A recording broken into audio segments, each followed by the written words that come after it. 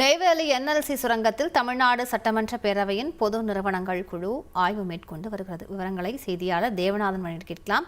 தேவநாதன், இதில் எத்தனை பேர் அடங்கிய குழுவானது ஆய்வில் ஈடுபட்டு வருகிறது? விவரங்களை பதிவு பண்ணுங்க.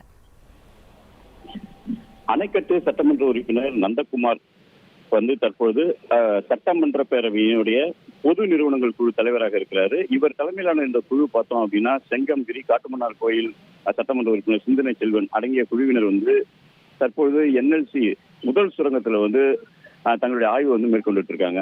இந்த ஆய்வுல பார்த்தோம் அப்படின்னா கடலூர் மாவட்ட ஆட்சியர் சிபி ஆதித்யா செந்தில்குமார் மற்றும் நெய்வேலி சட்டமன்ற உறுப்பினர் சபா ராஜேந்திரன் ஆகியோரும் பங்கேற்றிருக்காங்க. இவங்க என்ன பண்றாங்க அப்படின்னா அந்த என்எல்சி சுரங்கங்களுடைய செயல்பாடுகள் மற்றும் நிலக்கரி வெட்டி எடுக்கும் பணி ஆகியவற்றிலிருந்து ஆய்வு பண்ணாங்க.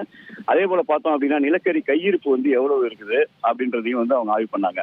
மேலும் பார்த்தோம் அப்படின்னா நிலக்கரி வெட்டி எடுக்கப்பட்ட பகுதிகள் மீண்டும் சமன் செய்யப்பட்டு விளைநிலங்களாகவும் பூங்காக்களாகவும் அங்கு என்எல்சி நிறுவனம் தற்போது வச்சிருக்காங்க. அந்த பகுதிகள், அதாவது அப்பரசேஷன் என்று சொல்லப்படும் அந்த பகுதிகளிலும் சென்று அங்கு இருக்கிற அவங்க வச்சிருக்க அந்த மான் உள்ளிட்ட உயிரினங்கள், மேலும் அந்த பகுதியில் குளம் வைத்து மீன் வளர்ப்பு, அதே போல பல்வேறு வளர்ப்பு பிராணிகள் வளர்ப்பு, நெல் உள்ளிட்ட நெல், காய்கறி மற்றும் பழம் போன்ற பழ வகைகள்லாம் அந்த பகுதியில் பயிர் செஞ்சுட்டு இருக்காங்க. அதையும் ஆய்வு பண்ணாங்க.